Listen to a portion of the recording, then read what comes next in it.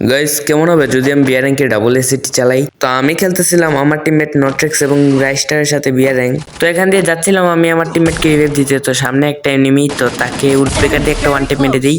তো সামনে ছিল হিটলিশে পাবলিক, তো তার সাথে ব্যবহার করে ওকে P90 দিয়ে হেড দিয়ে দিই।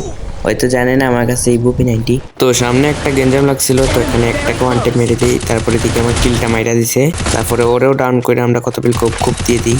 তো এখানে আমি ডাবল এসিটি পেয়ে যাই। তো উপরে একটা এনিমি ছিল, তো তাকেও একটা হেডশট মেরে দিই।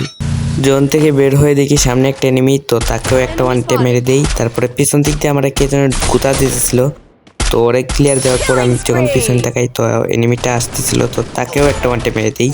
এখানে আমার টিমমেটকে রিভাইভ দিতে পিকে চলে আসি, তো সামনে একটা এনিমি, তো তাকেও ওয়ান ট্যাপ। এখানে আমাদের যুদ্ধের মাঝখানে একটা এনিমি গাড়ি নিয়ে চলে আসে, তো তাকে অনেক যাতায়াতের পর একটা হেডশট লাগাই দিই।